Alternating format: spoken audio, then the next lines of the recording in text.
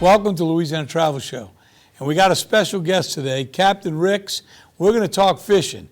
I tell people you can fish anywhere in Louisiana, or you can fish anywhere, but you catch fish in Louisiana. Good to be with you, Captain. Thank you. So the fishing industry is big business. That, combined with the seafood industry, brings billions into the economy. And the fish is really good. Tell me a little bit about it. Well, I fish in Hopedale, Louisiana, down in St. Bernard Parish, and we have world-class fishing. I have people come all over the world to fish our waters in St. Bernard Parish.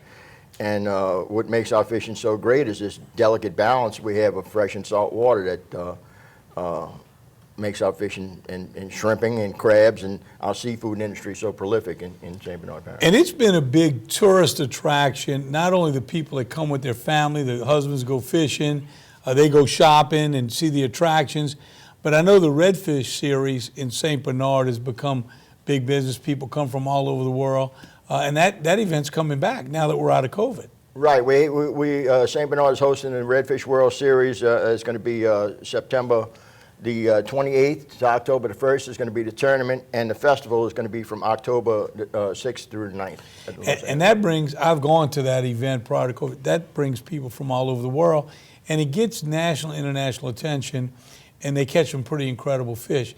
And that's just one of the many tournaments all over the state. You know, we got crappie tournaments, we've got kayak tournaments out of Lafourche Parish, and we're getting more and more of that. And I think we've all seen since COVID, people have bought RVs in record numbers, canoes, kayaks, fishing equipment, and that trickle down effect of buying all that stuff and be able to put it to work in the great waters of Louisiana is just a great economic impact, an economic tool in Louisiana. You know, it adds to tourism, but it also supports so many businesses all over Louisiana.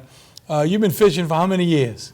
I've been fishing for over 50 years. My charter business has been operating for 23 years.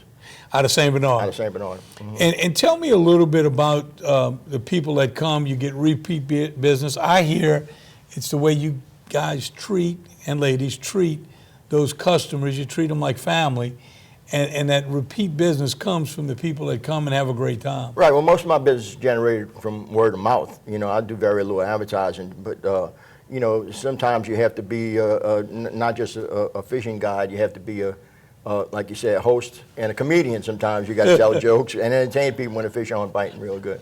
Well, you know, I've had a boat most of my life. I just got a new boat with my wife over on the North Shore, but the best day of a boat owner is the day you buy it and the day you sell it.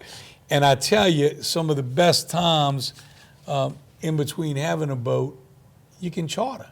You know, local people are starting to charter Louisianans because that boat's ready to go. You know where the fish are, and you don't have to wash that boat, put it in the garage, and so it's a great opportunity for even locals to get out there and enjoy the waters with some of the great charter fishing all across Louisiana. And I know one thing: the people that come to Louisiana to go fishing, it's those charter captains like yourself that really make them feel special. Well, I consider myself an ambassador for Louisiana. I mean, people come down, and as you said before, the trickle-down effect. You know, you go to racetrack, gas station, and any of our restaurants on a weekend, you see, you know, like Hopedale Marina, you'll see 250 plus boats, trailers, trucks and trailers with boats that they've launched. And it contributes to our economy. If we wouldn't have our recreational and commercial fishing in St. Bernard, we'd be in trouble. And same thing in Plaquemines Parish and across the coast, Grand Isle, Lafitte, the Grand Isle Rodeo, the longest running rodeo ever. And I'll tell you, when I was parish president and we brought in all those yachts in Port Eves, and I asked one gentleman that brought his boat in from overseas to fish the circuit in the Gulf, and I said, man, that's cost you a lot of money. He said, the fishing is cheap. It's my wife staying at the Fairmont Hotel shopping for a month while I'm down there fishing. It's really expensive. But that just made me understand the importance of bringing those people down with those nice boats, the fishing, the charter fishing, the camps, the bed and breakfasts, those lodges, the Lafitte Lodge. I mean, there's lodges all over where you can bring a group of guys down. They come, they have a great time fishing, and they usually spend 2 or 3 days in the city or surrounding parishes eating the food and Exactly. shopping. So it does. It has a great effect. Now, I know your foundation has done a lot of work on the golf. Tell me your foundation, and I know we've been on the same page of this diversion issue, and we don't want to beat that to death today, but I think there's a lot of things the public needs to be educated about the diversion. They changed the Marine Mammal Act at 10:59 on a Friday night and said instead of studying what this diversion is going to do to our fisheries and the dolphins, they're going to monitor it 5 years after they spend $2 billion. Seems like we'd want to know up front the damage they're going to do. Right. And so I know you've been working very hard on this, and you have a foundation that really has been doing all the work. Well, I'm president of Save Louisiana Coalition, and since 2013 we formed. We have a 501c4 nonprofit organization. As you said, we've been fighting this diversion issue since 2013. And the time for argument and skepticism is over, because the environmental impact statement for these projects has been released. And it says everything that we've been saying since 2013, that these projects are going to be devastating to our commercial, recreational, and fishing, plus our seafood industries. And we all agree that something needs to be done to save our coast, but the diversions are not. Well, I keep telling people, Louisiana doesn't need a 50-year plan. The 50 years, we'll have the Grand Isle Fishing Road in Baton Rouge. That's We better exactly come right. up with a 3 to 5 year plan. We could be pumping out there 24/7 and lower storm surge every year to our coast. So every year we could say we don't have to hold our breath for hurricane season. Storm surge is getting better, not worse. Captain Ricks, give me that website one more time. It's the SaveLouisianaCoalition.com. And you can learn all the facts about the Marine Mammal Commission that had a study by St. Andrew Institute that shows the dolphins will be extinct if we build these diversions. And we just got to educate the people. Right. What a lot of people don't realize is that there were more dolphins killed during the 2019 spillway opening than there was during the BP oil spill. And we just need to know the truth. And we know the truth. Captain Ricks, thank you for all you do for bringing people from around Thank the world you, to fish Lieutenant Governor. Louisiana. And remember, you can fish anywhere, but you catch fish in Louisiana. We'll be right back to talk trash in a minute about cleaning up Louisiana.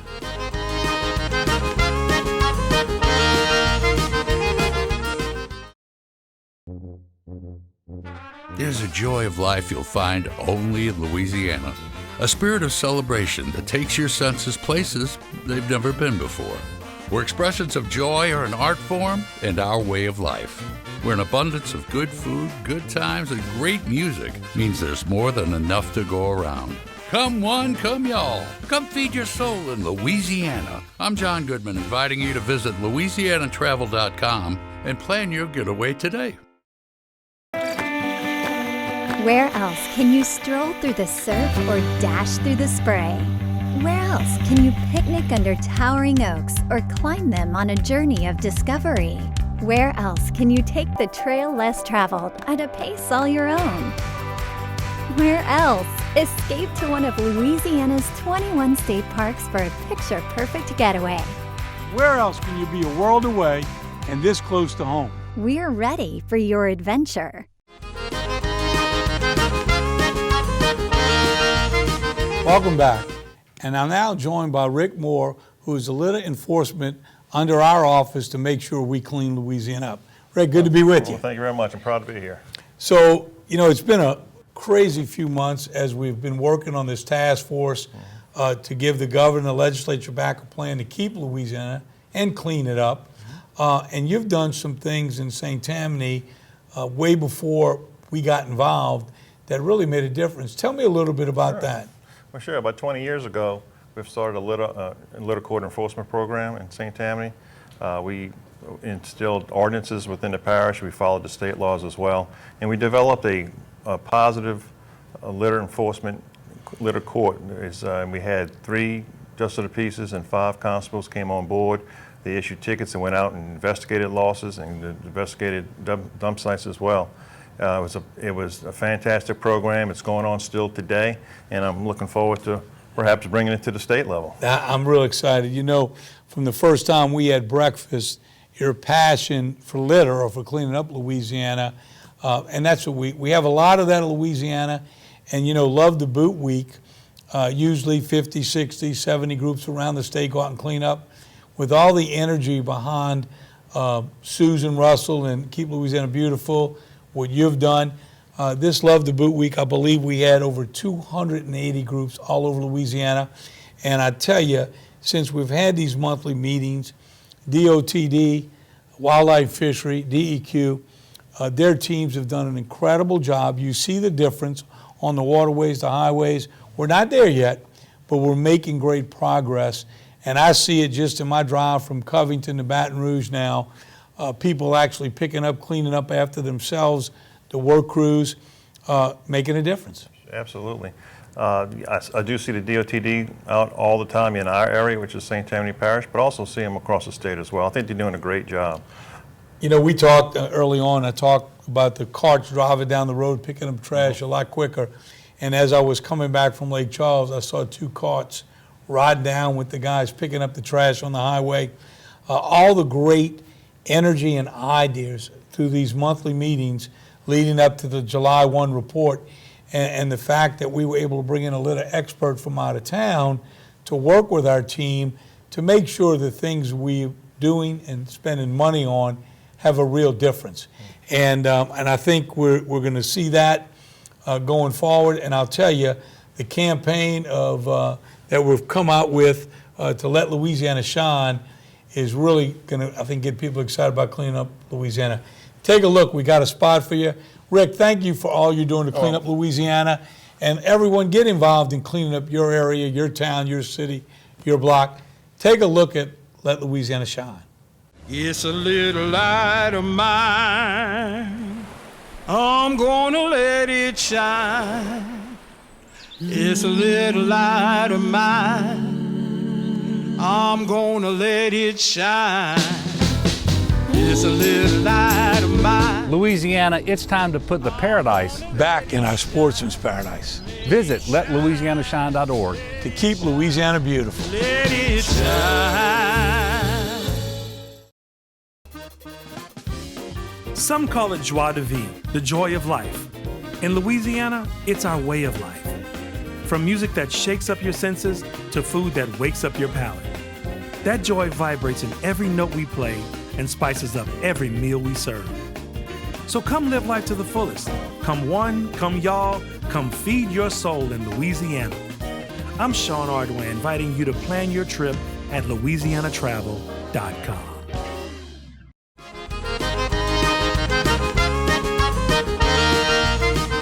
Welcome back. And with me now is Rebecca Hamilton, who is over the state libraries. Welcome. Hey, thanks for having me. Thanks for being with us. You know, most people don't understand, not only do you run that state library, but you provide services to all the libraries and programs like Homework Louisiana, Service to the Blind. And every year when people say, why do you take tourism money to help out the libraries? Those services are so critical to so many parts of the state. Tell us a little bit about that. Well, I always tell people we're like the public library for public libraries. So we serve 340 public libraries, and everything that they do, we do for them. So loaning books, internet connections, educational databases, training, all the things that people would go to their local library, we do for the public libraries. And the reason we do that is because there's a great difference between how a small rural library is funded and a larger urban library. So there's a lot of differences in what they're able to provide. So we'd like to fill in the gap. That's what we use our federal money for. And for example, the Talking Books and Braille Library. We do that, but it allows every library in the state to participate. And that is anyone who gets a note from their doctor can get Braille materials, audio books, large print books, and we loan those out. And we're partnering with the National Library Service for the Blind to do that. So all of those things combined, we supplement what they do. And how do you not fund that? And you know, one of the most successful programs, Homework Louisiana, during COVID, I think use of that was up several 100%. And now coming into the summer, it'll be great for kids to stay up to date heading into next school year. Tell us a little bit about that program. Well, it's really important to libraries. We have played this role for a long time to keep children from losing what they learn in the school year over the summer. So we keep them reading through the summer reading program, the Young Readers' Choice Award programs, and then Homework Louisiana, which is an incredibly valuable program. And like you said, usage spiked about 300% immediately after the pandemic. It's leveled off a little bit, but we've got new users that didn't realize we had it.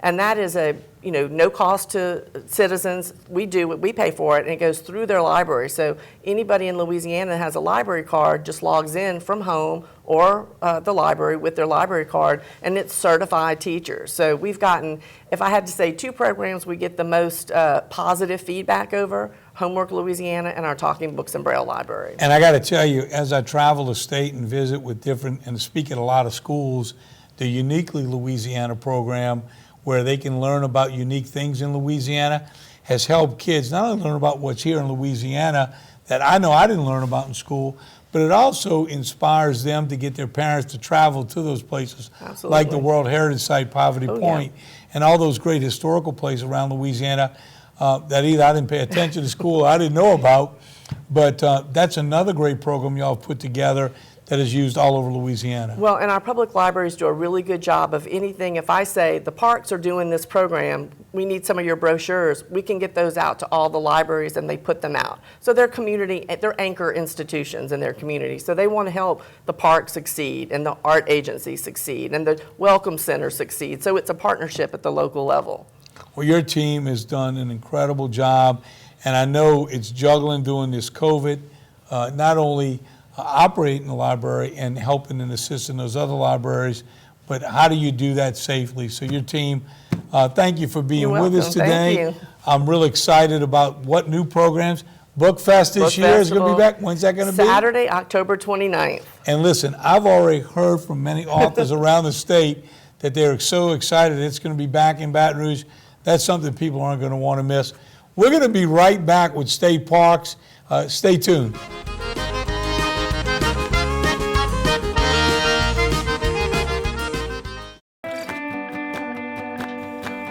Where else can you kayak under a canopy of moss-draped trees or cozy up in the nook of a towering cypress?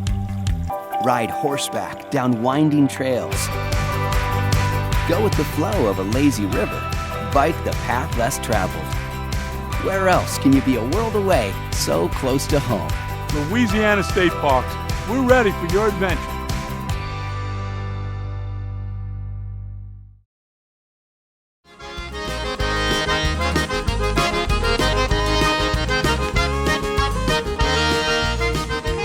Welcome back.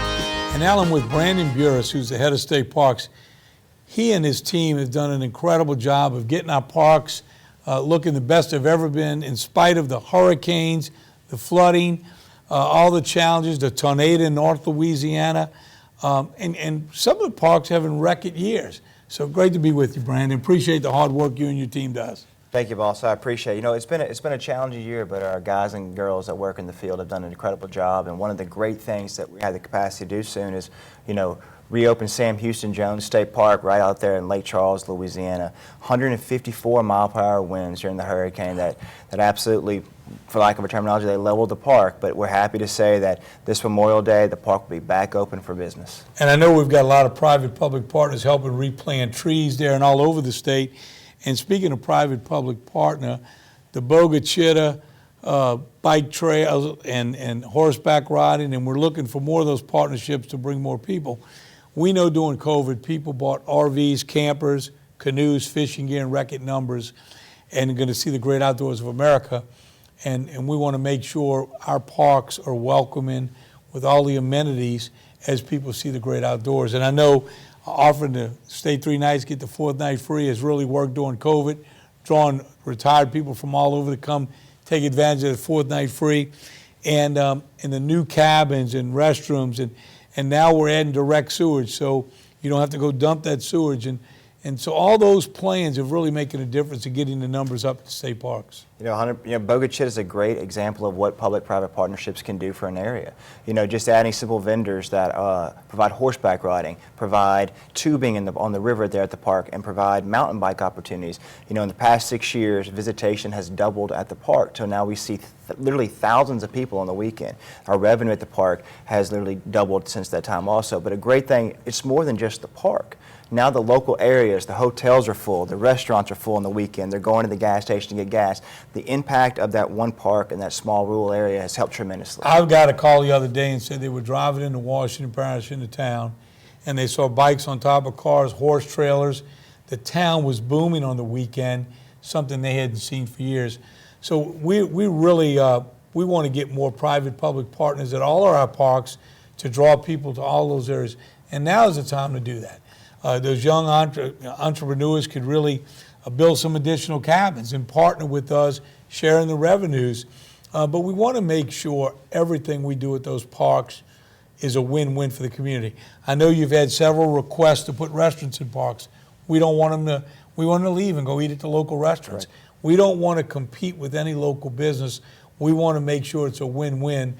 And I know that's been challenging for you and your team, as some of these things have been could have been very profitable for the park, but would not support the local businesses, and that's what we want to make sure we do. Yeah, correct. You know, our mission from the very beginning has been, the first two questions: does it fit the mission statement of Louisiana State Parks? 1, 2. Does it have an impact on the local community there? And we've never wanted to do anything at all that could be detrimental to the local community. So we've had to pick and choose find our niches where it helps both us and the community. You know, we do have those great home run ideas like adding cabins and adding additional campsites, but also those things like the mom and pops who want to bring a snowball stand into the beach at a lake park on the Saturday. That just gives our guests an extra amenity to stay. It gives them extra time to stay there at the park and enjoy themselves. You know, the group camps are really starting to take off. I think your team put a plan together to reach out to church groups and larger groups that come to town. I know Bayou Signet has that great new building, 50 girls, 50 guys, right, with a kitchen and a large meeting room, and starting to accommodate those larger groups when they come in from out of town. That's a big boost to the local economy. And adding to those group sites all over the state, and new amenities and hosting fishing tournaments, things like that. And I know you mentioned weddings. That's been a big add-on this year, that we've really boosted the weddings we host at the parks. Yeah, 100%. So during COVID, people were looking for opportunities to have outdoor safe weddings. And through that process, people realized that state parks has some beautiful places across the state. And we can provide an outdoor venue and even sometimes an indoor venue for people to have gorgeous scenic weddings at a fraction of the cost, I think, to what they find in most popular wedding venues. And we're looking, all across the state. If you live in a community and there's a park nearby, and somebody's got an idea that they want to float by you for a private-public partnership, they just reach out to the State Park website? Reach out to the State Park website, sir, or call our main line in Baton Rouge at 225-342-8111, and they can get us however they would like to. And one of the things that I've seen is bringing the young children out to the park. I know we're putting some special needs playgrounds in around the state. That's personal to me. I had a riding center for special needs children and adults before I was in public office. Watch miracles happen on the back of those horses. Making sure our parks can accommodate wheelchair people and people on walkers. I know we're trying to asphalt some of the trails into the woods that are a little bit easier for people that are challenged physically to go through.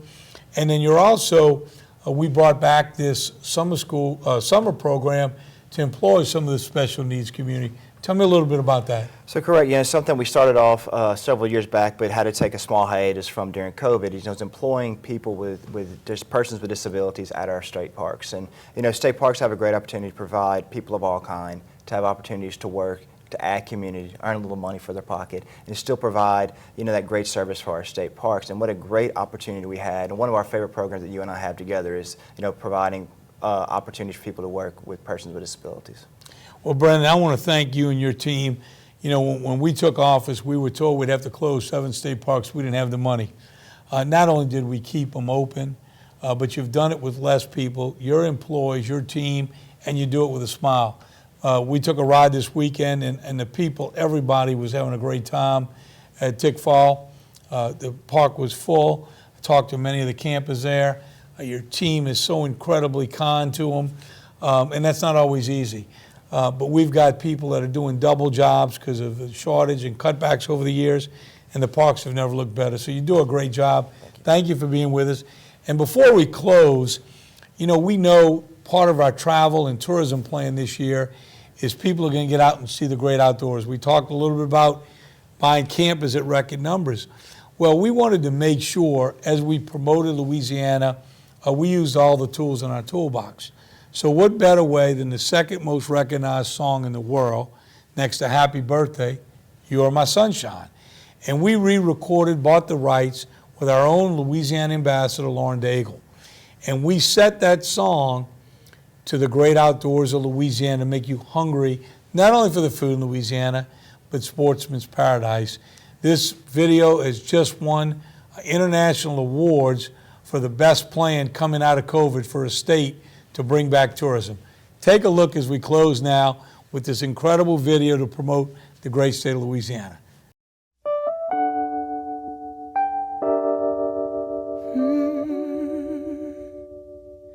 You are my sunshine, my only sunshine.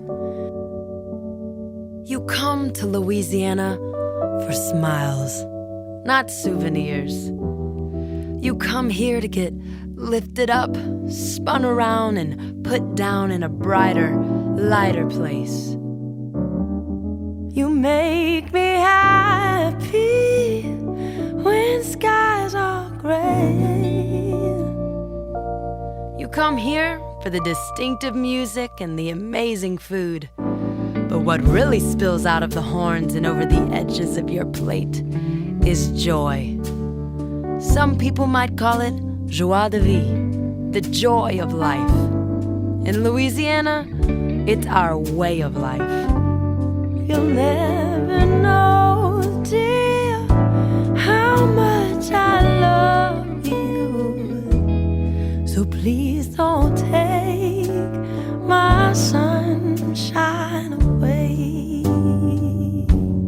So come live life to the fullest, where there's an abundance of good food, good music, and good times.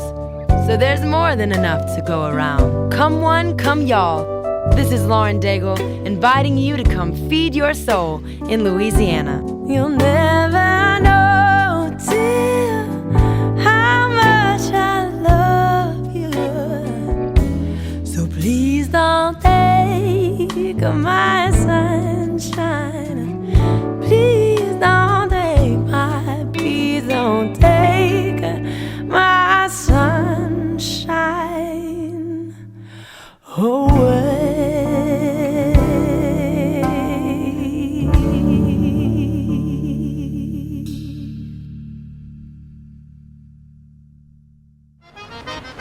Thanks for joining us. Tune in next time as we explore more of what Louisiana has to offer. In the meantime, visit LouisianaTravel.com, your place to find trip ideas, events, recipes, and so much more. And while you're there, be sure to order your free Sunshine magazine, the official inspiration guide for your Louisiana vacation.